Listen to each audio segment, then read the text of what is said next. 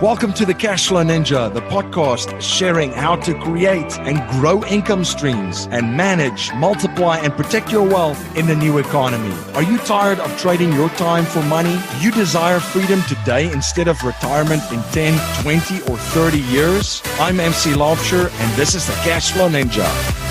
Hello, Cashflow Ninjas. MC Laubscher here, and welcome to another episode of the Cashflow Ninja. I have a great show for you today. In today's show, we're going to look at how to effectively use digital marketing to grow your business. My guest in this episode is Jason Rink. Jason is an award-winning producer and director of documentary films. Prior to starting his own company, he spent 4 years as a producer and director at Emergent Order, a creative agency in Austin, Texas.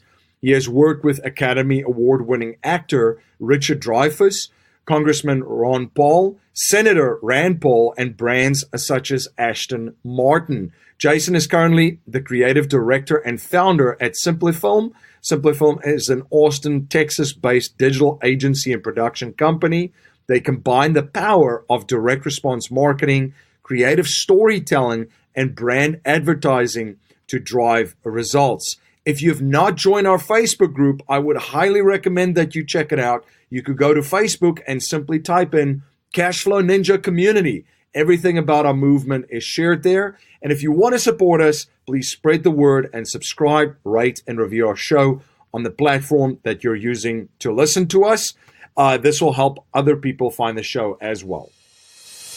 Savvy investors know that in order for the miracle of compounding interest to work, its magic, you have to be constantly invested in all stages of the economic cycle. So the question then becomes, how do you find solid investments when the stock market is close to all-time highs and everything else just seems so inflated? That's where our friends at ASIM Capital come in. Since 2011, ASIM has helped more than 300 accredited investors allocate more than $25 million to mobile home parks, self-storage, and workforce housing due to their ability to perform well during economic recessions. If you're interested in learning more, head on over to asimcapital.com. That's ASYM capital.com to get instant access to their investment offerings.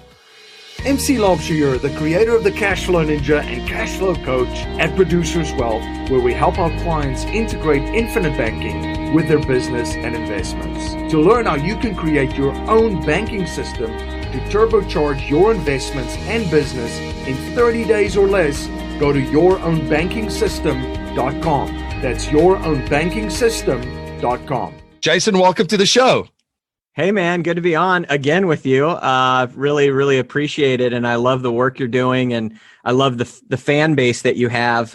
It's a lot of people really like-minded with me and what I'm up to in my life, and the information I research and I listen to. So good to be on.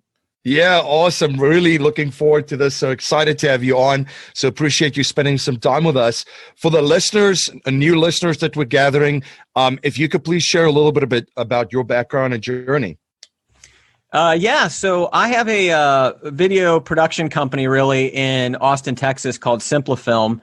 And I've been a video producer for a decade. Done a lot of work in the free market economic space originally, had worked on the Rand Paul campaign in 2007, did some work for, Ron Paul's campaign in 2007, did some work with some PACs with Rand Paul in 2012, worked with a company called Emergent Order for about 4 years early on, which is the company behind, some of your listeners might be familiar with the Keynes versus Hayek rap videos out there. And so I had some really good mentors in helping me understand how to take complex ideas and do storytelling around them. At the same time, I ended up having the chance to start working with some brands under the Agora umbrella, Palm Beach Research Group, Casey Bonner and Partners, about 6 years ago. And I've been working with them and have a team that works with them to produce a lot of the content that people might see, whether it's video sales letters, webinars, digital courses, everything that goes into their sales funnels when it comes to video.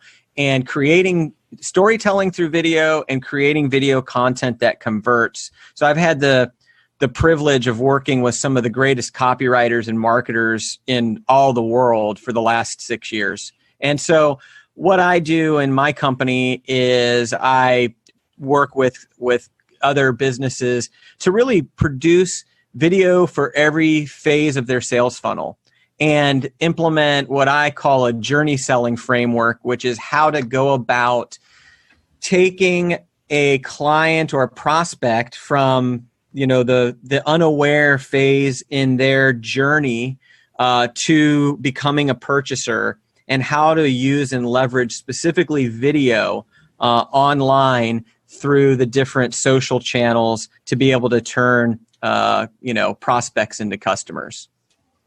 And the journey selling framework, is that, that also is something that you kind of walk them through a documentary, right? Because it's basically like taking a documentary and walking someone through the process and sharing a message. And I want to touch about this. I'm like a kid in a candy store right now. My mind is just in all different directions because I have so many questions to ask you. But I'm going to settle down and take a deep breath and start with documentaries, where you started. Was there a specific framework that you ran ideas through when somebody comes and they talk to you and say, here's an idea for a documentary, would there then be a framework that you run that through to say this might or might not work?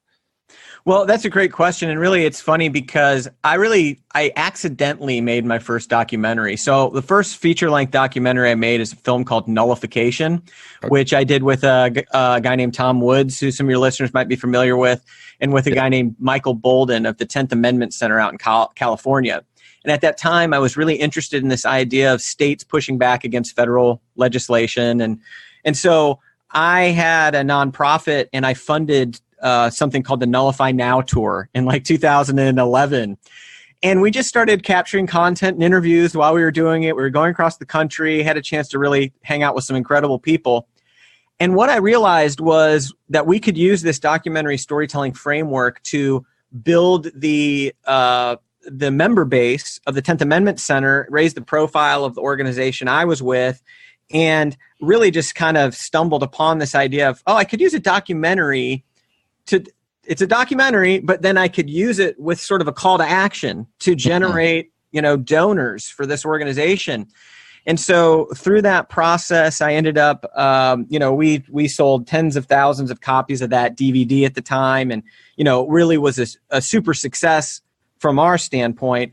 And that was the first chance that I had to do that. And so it was on the heels of that then I ended up connecting with the Palm Beach Research Group and kind of pitched to them this idea of using sort of a documentary style storytelling framework in direct marketing, which was something they ended up calling like the Babylon Code, which was a massive sort of History Channel type documentary piece about the history of infinite banking. And I mean, it was a super hyper successful promotion for them, generated tons of email addresses and ultimately customers, and brought the infinite banking concept just to a really broad audience. And so that was then the next time that I saw, oh, wow, there's something here. And so, documentary style storytelling is definitely what I've spent most of my time doing. I've worked with lots of different organizations doing that. And what I would say that the number one thing that anyone needs to do is they need to ask themselves whether or not they have a product or service that really impacts people's lives. Are you really transforming or changing lives or having an impact? Really, is your product any good? So I know that seems a little bit obvious, but the truth is that many people don't have they either haven't put the time in to really think about that, or they haven't put the time in to go and see what the impact really is that they're having in people's lives. Something that I am very, it's a core value of mine, is I think that entrepreneurs are heroes. I think that business owners who create value in lives of people, change their lives and increase people's level of flourishing and happiness, are the true heroes in all the world. And that capitalism can save the world. It's done more to improve people's lives. And so if there's a company or an entrepreneur who has a product that can change people's lives, it's a moral imperative that they get it out to that audience. And so that's the number one question, is that. And the second thing is really to start to consider how you can frame the story of that transformation, because it's not about the product, right? It's about the result. It's about what it produces. Can you frame that up in a way where you use some tried and true copywriting and combine the brand aspects of brand marketing and direct marketing together to create a narrative through line in a piece of content or a series of pieces of content? So at the end of the day, though, I think that most companies or businesses, no matter what they're doing, whether they're selling a product or a service, that there is an opportunity to do documentary storytelling in their general marketing funnel. And because of the attention spans these days, because collectively it's almost like we have the attention span of a gnat, right? Is it better to then chop it up to have several different stories? Is there still a role for the long version one? And you and I touched upon just the different ways that people consume media right now. How does it factor into that approach? Well, that's a great question, and the answer is actually both. But what I will say is there's an old adage, I don't know who said this, but it says, the more you tell, the more you sell. And there's a reason why, no matter how hard you try, video sales letters or which are those like PowerPoint videos with audio that you come across on the internet, there's a reason that most of those are still really long. They're still 45 minutes long. And it's like, why is that? Is that for real? Well, if you can pull somebody through a story or an experience, the more they get invested in it, the more they are curious about where it's going. And the more time they've invested in, the more time they've spent with you, with your voice, with your brand. So it actually has the impact of bringing them through that journey. But at the same time, just like, Hollywood uses sizzle, they use trailers and teasers, and they use all sorts of other attention-grabbing marketing out there, the billboards and the posters and whatnot. You've got to also have that content that will stop the scroll, where somebody's going through their feed and they need to see something, and that their time is money, so they're only going to grant you a little bit of attention. You need to be able to find a way to capitalize on that first before you get into that longer form. And what I want to say is this. I have a client that a company called Platform Marketing. It's a friend of mine, Tim Chermak, who's an incredible entrepreneur who does marketing to real estate agents. They provide marketing for real estate agents. We did a 90-minute feature-length documentary film on a real estate marketing company for realtors. And literally every one of their clients watches the entire documentary before they come on board. And it's been one of the number one conversion tools for the company. And it's because it's so geared toward their perfect client. It gets them over every objection, every hurdle, every aspect of that it takes for them to then get to a strategy call and become a client. At the same time, all of that content, when you create a feature-length documentary toolbox of content, you actually have your content library for every other deliverable that you want to put out online, from a 30-second to a 15-second to a 3-minute. So if you have the budget, and if you have the vision to work with somebody like myself or another filmmaker out there who understands marketing in this way, if you can make the investment in that sort of feature length piece, which doesn't have to be 90 minutes, but 45 minutes or longer, once you do that, you're actually solving a lot of content marketing problems for yourself, and you're able to build all of the ancillary deliverables that are going to be used in order to warm that client or warm that prospect up to become a customer. So where we are at right now, there's been a massive shift in how we consume information and where we get our information from. And I think it's a story that I forgot what the source was, but essentially you had the radio, that was inside of people's homes. And Budweiser, for example, was used this example as the dominant advertising force and the person using this platform. Well, first, then televisions came out. They first had to get televisions into people's homes, which now it's like, what? They had to do what? But at the time, it was like, no, we first have to set up TVs in people's homes before we could actually start marketing to them, the same as how we had to get people onto Facebook, basically, right? So the step on of the whole process is it's a stepping stone, right? So then from there was a lot of folks that capitalized on the television, that's window of opportunity. I think the example was used that Miller was not really even a very well-known brand at that stage, but Budweiser stuck with radio, Miller moved into TV, and all of a sudden it became a household name. The same kind of shift, I think you and I spoke before, is happening where it's moving from the TV and even the computer to the smartphone, and now you have the apps as basically your ABC and your NBC of your Instagrams and your Facebooks and your LinkedIn's and all of that stuff. Can you speak to the opportunity that's there for our listeners, entrepreneurs, business owners, real estate investors, and so forth, and what this presents for them to get their message out and the window that there is for them to really reach a very large audience very cost effectively? Yeah, and that's, man, such a great statement, because most businesses and even the biggest brands in the world don't fully appreciate what's happening right now and what has already happened, really, but it's just going to continue to occur. And I think to really understand this, sometimes we got to take a step back and ask ourselves, like, what is content and programming, and what is television anyway? It's like yeah. Those shows always existed to get an advertiser message in front of an audience, right? Yep. So, the better the show was, the bigger the audience you built to be able to serve up an advertiser message to that target audience.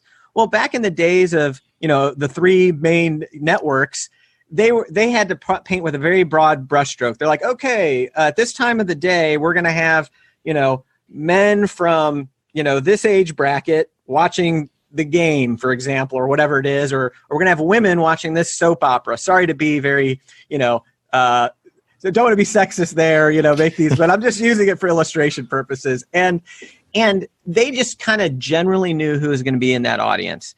And, advertising companies made, billions and billions and billions of dollars, and programming went on for a long time doing advertising that way. What's going on right now is we have the ability to hyper-target people online that we can find our 1,000 true fans. We can find those exact right customers and prospects. And number one, we can build our own audience if we want, which this is all based on getting in front of audiences. So where does your audience of perfect customers and clients gather? If you can't find where they gather, build a place for them to gather. That's the best thing you can do.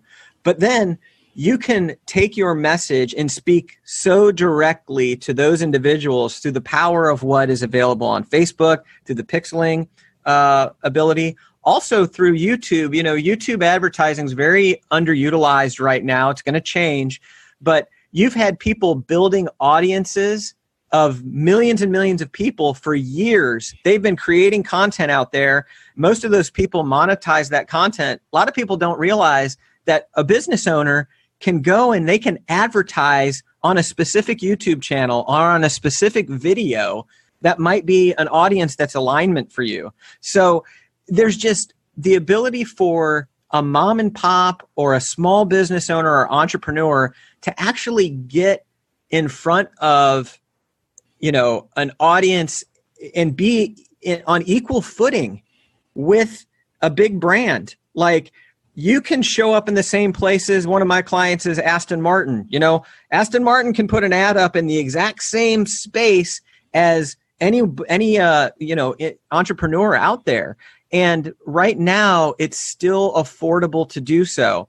The cost is going to continue to increase as more and more dollars from those big brands start flowing in.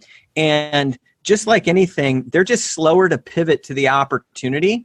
They're slower to give up their old ways. And frankly, a lot of ad agencies out there are slow to give up that old way of thinking and that old model because of the dollars that are attached. So it's also created an opportunity for small agencies like myself to come up there and really seize on this opportunity. So I would encourage anybody who's listening here to, number one, don't get there's a lot of information you can get caught up in. There's a lot of knowledge you can go out there and try to get.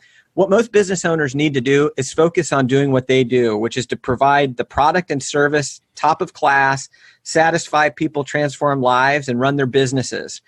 What they also need to do is they need to go out and find trusted partners, or at least get the basic knowledge to understand how to penetrate these other delivery channels for their message and how to effectively craft that message. And one more thing I want to say is what most businesses and entrepreneurs do is engage in what some people call hope marketing, which is, so I just need to put a bunch of content out there. I need to just make YouTube videos, and I need to post on social media and Instagram and LinkedIn and whatever. And they don't put a lot of thought into what they're actually putting out there, and they're not measuring the impact, and they're not paying attention to whether it's getting in front of the right people. And so I want to encourage business owners to also realize, hey, you actually don't have to create, a hurricane of content. You don't need to get into the create content every day business to be successful at this. It's really just core, powerful, strategic content that is put together in a digital video sales funnel that leads somebody on a journey and know how to follow them around the internet with your message. You're listening to the Cashflow Ninja, the show helping people all over the world create monthly cash flow and achieve freedom today, not in 10, 20, 30, and or 40 years. This is a show where cash is not king, but cash flow is king. We will be right back after a word from our sponsors. Kings, queens, and royal families, along with the nobility and ultra-rich, have warehoused and stored their wealth for centuries in gold and silver, art, land, and real estate. These assets have stood the test of time through centuries and have been a great place to preserve and protect their wealth. Like gold, silver, land, and real estate, art has been around for centuries and will be around for many, many more centuries. That's why the ultra-rich will continue to invest in art and preserve their wealth in art. While the S&P declined 5.1% in 2018, the art market returned 10.6% and was called the best investment of 2018 by the Wall Street Journal. Masterworks is the first company to allow investors to buy shares of great blue chip art masterpieces by artists like Picasso, Monet, and Warhol. You can get set up on their platform at cashflowninja.com/art. My friend Dave Zook from The Real Asset Investor says you can be conventional or you can be wealthy. Pick one. The Real Asset Investor team creates value for investors looking for higher yield returns from ATM machines and self-storage investments. Their syndications offer attractive investment opportunities that produce strong cash flow, equity growth, huge tax incentives. They are truly passive and managed by a world-class team. To learn more about the exciting investment opportunities the Real Asset Investor offers, such as their ATM and self-storage syndications, please visit cashflowninja.com/Real Asset Investor. You're listening to the Cashflow Ninja, the show helping people all over the world create monthly cash flow and achieve freedom today, not in 10, 20, 30, and or 40 years. This is a show where cash is not king, but cash flow is king. Now let's return to our interview. This is a golden opportunity, but we still have to be very strategic about it, because this isn't that just, throw as much stuff up against the wall and hopefully it sticks, right? You have to be very, very specific. So there's an opportunity, but you can also still waste a lot of money that could be more strategically used in your business with the right partners. So you'd mentioned to lead them across the internet on a journey. what are some of the, and by the way, this is why I'm so excited about this too, is Jason said, like, basically a ringside seat to see how the masters do this and some of the lessons that he's learned from one of the biggest financial publications in the world, not one of the biggest ones. So what are some of the specific things that folks can look at and when they create content and how they schedule a video to basically warm them up to eventually have them become a customer? What are some of the things that they can do, and what are some of the mistakes that you've actually seen people and you see people do daily? Well, there's two key things, and the first one's going to sound like a real no-brainer, but what I've found in working with hundreds of businesses is that people don't do this. What a business needs to do first is they need to, niche down. They need to figure out who the one perfect audience, perfect customer is, that they have a product or service that solves a specific pain point for them.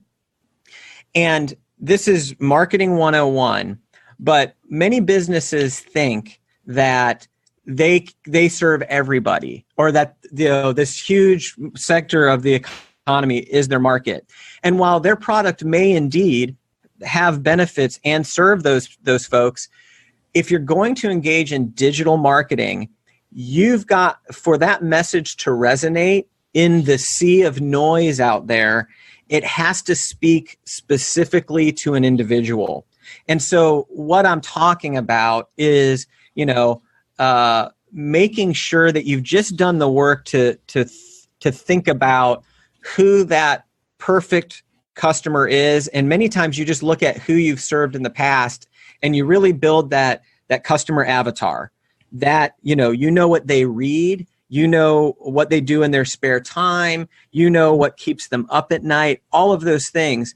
The reason you want to dig that deep into that process is because out of that knowledge, you don't have to be a copywriting guru to write headlines and copy for your advertisements.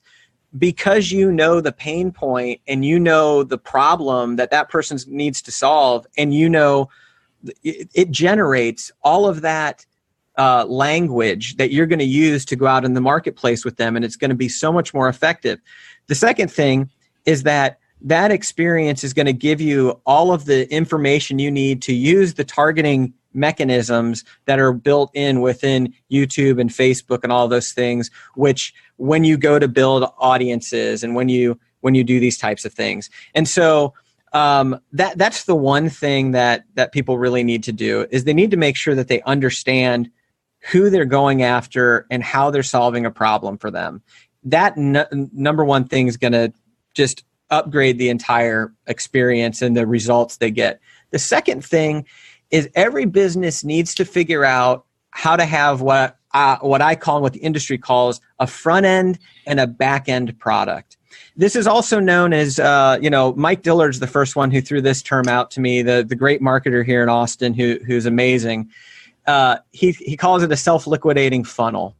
And what you want to do is you need to have a mini purchase, a small opportunity for somebody to give you money that's low risk and that's high value, that gets them into that relationship with you to then lead them to the larger sale on the back end.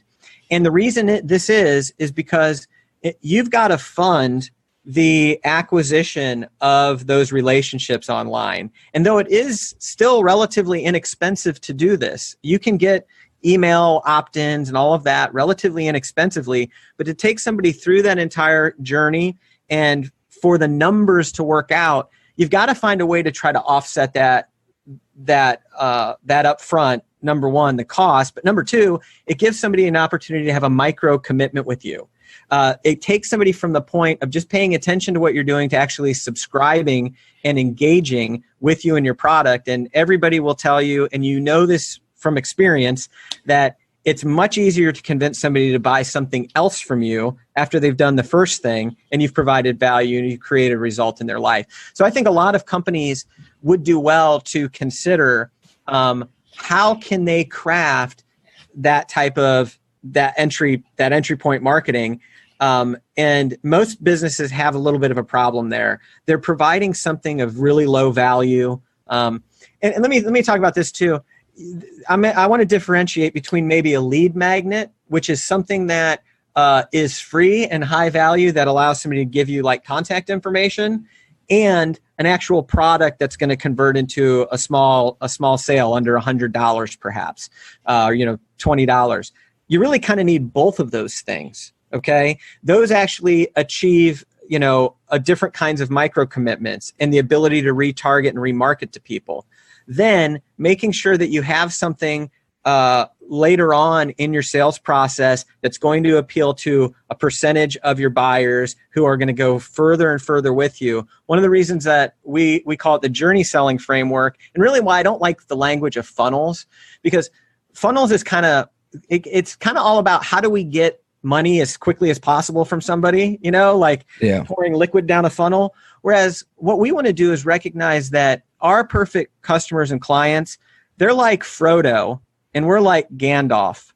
They're the hero of their journey. They have a problem that they want to solve. With Frodo, he wanted to throw the ring into Mordor. With them, they're trying to, get their retirement, grow their business, do whatever. That's their hero's journey. And what we want to do is we want to come alongside them as like a Sherpa and help provide them tools along the way for each phase of that journey of solving their problem or problems along the way. So figuring out your back end and your front end product, and then really figuring out the problem you solve for that particular customer. And so that's something that we end up spending a lot of time with businesses on. Businesses will come to us and think they need a video. And I say, no, you don't need a video. You need a result. Let's talk about how we're going to get you that result. And we just sort of back the truck up and make sure that we don't engage in creating any content unless it's going to resonate with what we've talked about there. Yeah, I really like how you just put that in the thought that the example that I could think of almost, and this is now talking years ago because I'm not a video gamer at all, and I probably haven't played a game in 30 years. But when I used to play a game, and I don't even remember the name of the game, it's almost like, hey, here's the first stage or the first challenge, right? And then here's the tools that you have. And then when you complete that and you get the result, now you're going to the next stage and there's another set of tools and there's another objective. So you're almost climbing through those different phases of the video game because of each stage of where someone's coming into your world, as you will. They have different challenges. So you might be through a lead magnet, solve a very quick problem for them, with a very a short kind of content. And it's something that, hey, have you ever thought about it this way? Here's how you can do X, Y, and Z without, ABC. And then the next thing will become the self-liquidating offer that brings them into the other process and so forth. It's just the idea that I had and what I'm taking from this. And I'm writing down notes as I'm speaking with Jason because I'm just loving this. So you have it all scheduled and kind of tailored for all the stages that they're in to eventually get them to their goal: freedom, more time with, their family, freedom of financial freedom, right? Not worrying about money when they do or do not do something, relationships and purpose and so forth. So I really appreciate and really like how you put that all together. From a copywriting perspective, working for those folks and having an insight of all of this, one of the things that you touched on earlier was the video sales letter of like 45 minutes. And it's so funny because I was smiling when you said that, because I remember when I still see some of that stuff, I'm like, that still works? Well, it has to, because Agora is using it. So it has to. Can you talk about the research and then just the amount of stuff that goes into this and why, and some of the other things that are working right now besides that? Well, so first of all, obviously can't reveal any proprietary information in the world of Agora, but what I've seen that's really working out there is, number one, making sure that all of your marketing is really congruent. So you want to make sure that, again, this speaks to the journey idea. Somebody somebody responds to your first initial piece of marketing and they start to engage in like watching a video, reading a piece of content, whatever that is, going to your website, that's the beginning of their journey with you, right? And so what you want to make sure is that every step along the way, each one of those stages feels like they're on the same journey. So they're with the same guide, they're in the same terrain, all of that looks familiar. And so this is everything from the imaging that you use on your ads, to your actual lead magnet, to your landing pages, to your website. That at no place in that process should somebody feel like, oh, wait, where am I? This is unfamiliar. And so making sure that you've got consistency of branding around that, making sure that if you are out there as the spokesperson for your business on that ad, that when they get to the next video, it's not some person they haven't had an experience with. And so this is also known as ad scent, which is just this idea that it all sort of smells the same, right? It's coming from the same world. So that's one thing that I think is really crucial. It's something that I've seen is important. The other thing that I've seen that's webinars continue to really work. And I've seen that webinars that are done in like an in-person interview style. So really going to a more documentary style versus just slides on screen. Now, listen, what you don't want to do is get too caught up in that it freezes you from taking action. So you want to take action, okay? So if you're going to make a webinar, you want to do it in the way that you're going to actually create it. But don't be afraid to get on camera.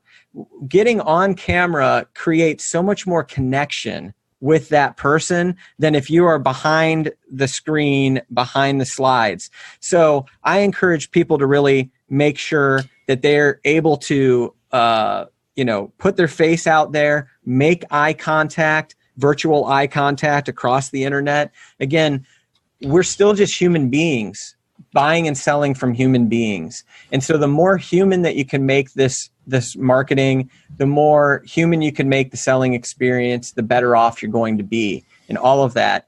The other thing too is I've actually seen that higher production values does not equal better marketing or does not equal better results. It has a lot to do with what you're trying to achieve, what you're trying to accomplish, what your market is. But using the iPhone to shoot all of your video content, using Facebook Lives or, any kind of live platform to do more behind the scenes type of content or more off the cuff type of content where you're able to just be a human creating value and sharing your knowledge and experience with somebody else out there is super effective. And I think that's really really powerful, and it's something that's in most people's grasp.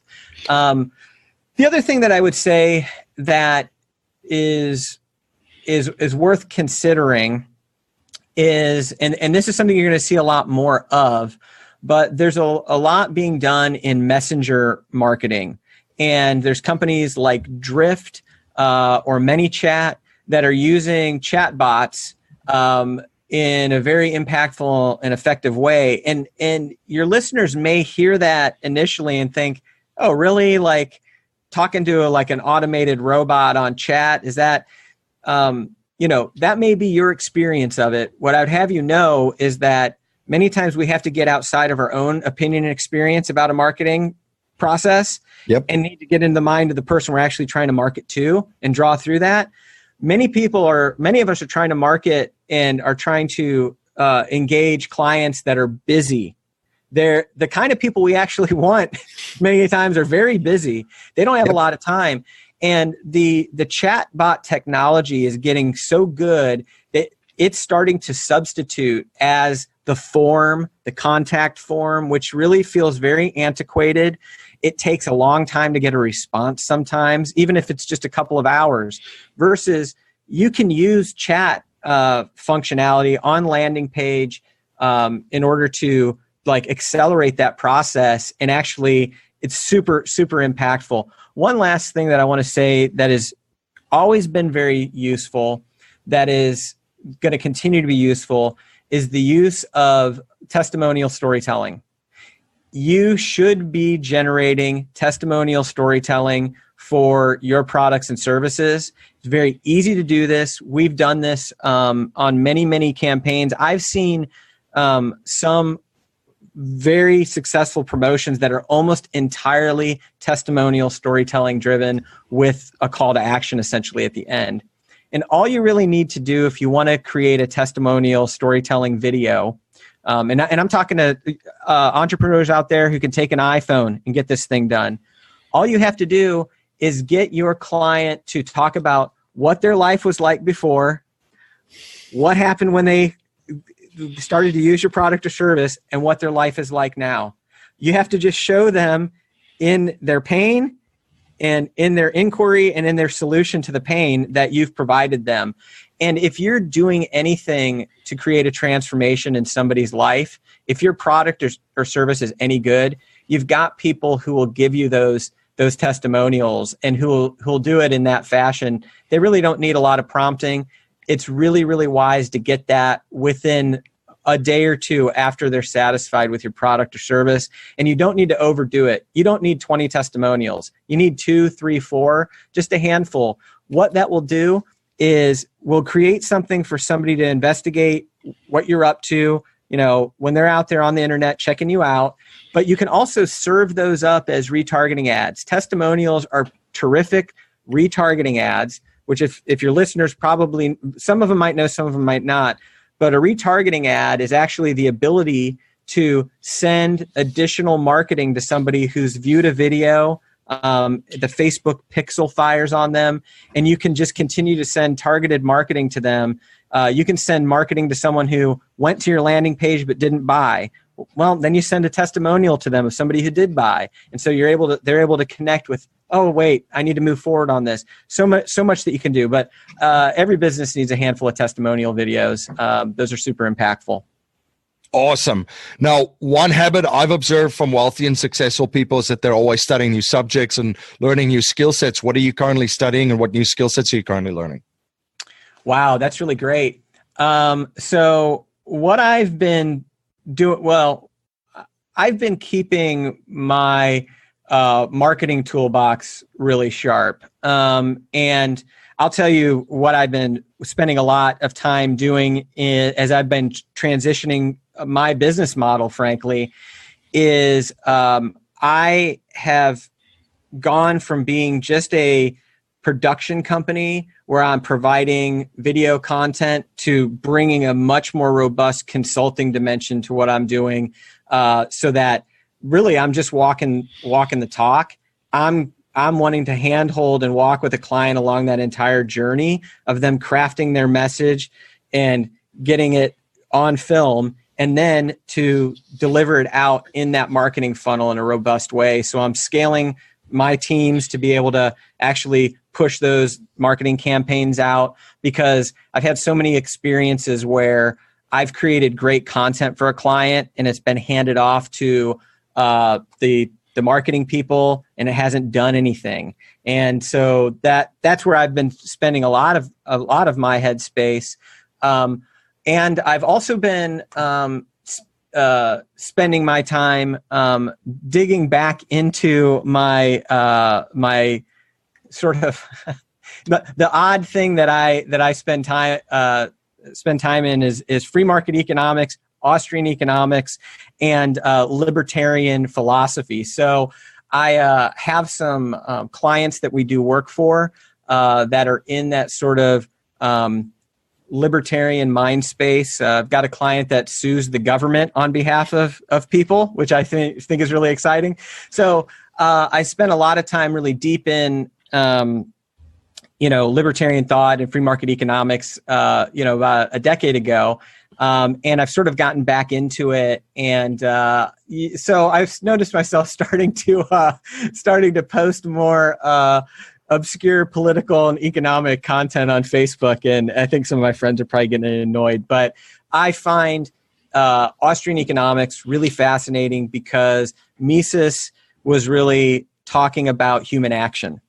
Praxeology is about why people do what they do. And I would say that if somebody wanted to take a really interesting backdoor route into marketing knowledge, it would be to study Austrian economic praxeology, because it really gets into incentives and why people do what they do. And so many times people think economics is about money. And you and I both know that money is just a tool. It's just it's a measurement, and it says something about why people do what they do. But so anyway, that's what I'm sort of doing in my spare time. I'm sharpening the saw mostly, and then I'm digging back into my love for Austrian econ. So awesome. Now, a core message is to leave our show. A core message in our show, rather, is to leave our families, communities, and the world better than we found it by passing down a mindset, values, and principles to future generations, not just money. So, Jason, if you cannot pass on any money to future generations, and we're only allowed to pass on 3 principles to them to build wealth and achieve happiness and success, what would they be? Yeah, great. That's a great question. So here's what I would say. I would say that integrity is number one. Being somebody who keeps and honors their word at all times when possible. This is a practice that you develop. I have found in my life that when you begin to pay attention to how you move through the world, the commitments you make and whether or not you fulfill on them, you start to see really quickly how messy this can be in your life. When you start cleaning it up, you start to recognize that you get a lot of power from being somebody who is a person of your word, who keeps their commitments, cleans up any messes that are made as a result of not keeping a commitment. And what the other thing you see is how in short supply that is out there in the world. Most people are terrible about being a person of their word. I think it's the most powerful business quality you can cultivate, because so many people out there are used to dealing with businesses that don't honor and keep their word. So that's number one. Number two is I would talk about a principle of alignment, getting really clear about who you are and what aligns for you to do and not do when it comes to your core values, and when it comes to everything from the type of clients you want to work with, the type of work that you want to do. I mean, this is definitely a sort of can be a deep dive, but 10 years ago, I was working in commercial banking and I was miserable. And I decided that I was going to go back into my original love, which was media production. And I was going to start a production company. I made a radical career shift. It was a career shift based on getting in alignment with what resonated for me. And what I found was that the doors opened wide for me as I did that. And, so that was a really powerful shift for me. And I continue to evaluate things in my life. This alignment and integrity go hand in hand, because when I commit to things that don't align for me, there's a good chance I'm not going to fulfill on it. So integrity, alignment. And then the other thing I would say is empathy. I would say that the more we can remember that everybody that we come into contact with every day is just another human being out there trying to make life better for themselves and for the people that they love. And they have things going on in their lives. We aren't our best selves every day. We come into contact with people who are not their best selves that day, and we contact other people when we're not. And I think to the degree that we can just cultivate and generate more empathy with one another, see other human beings as other people just on a very similar journey as we are, I think that goes a long way in creating just peace, understanding, and the opportunity for us to grow as people and as a society in everything that we do. Awesome. Jason, where can my listeners learn more about you? Where can they reach out to you, and where can they stay informed of all of your projects? Yeah, so they can go to my website, jasonrink.com, and they can reach me there, or they can catch me at my business website, which is simplifilm.com, where you'll see everything that I'm up to in the world of making videos, doing great marketing, and helping business owners and entrepreneurs achieve their goals and dreams and what they're up to. So That's it, man. Awesome. Well, I appreciate you, and I really appreciate you spending time with us. Thank you so much again for sharing your journey and all of your amazing knowledge with us. And thank you for connecting, my friend. Yeah, thanks. Thanks, MC. It's been really great to be with you, and I hope to be on again sometime.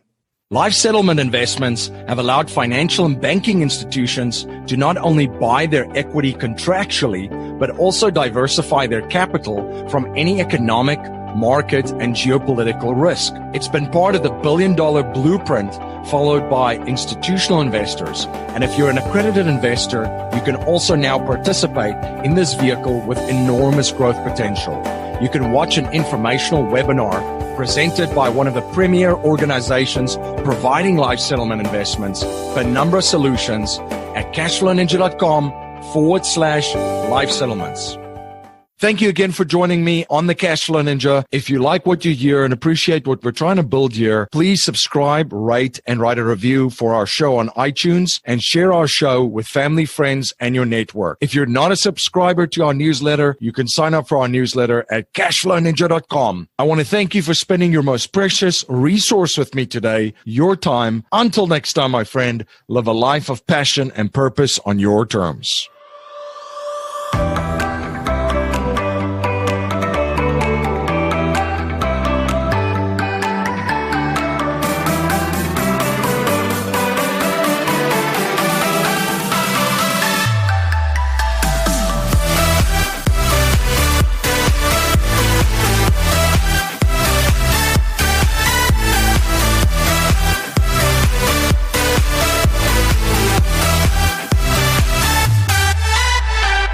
This presentation is for educational and informational purposes only. The information being presented and considered does not consider your particular financial objectives or situation, and it does not make personalized recommendations. This material is not intended to replace the advice of a qualified tax and legal advisor or other qualified professionals, and you should not use the information in place of a customized consultation with a licensed professional regarding your specific personal financial objectives, situation, and needs. We believe the information provided is reliable, but we do not guarantee its accuracy, timeliness, or completeness.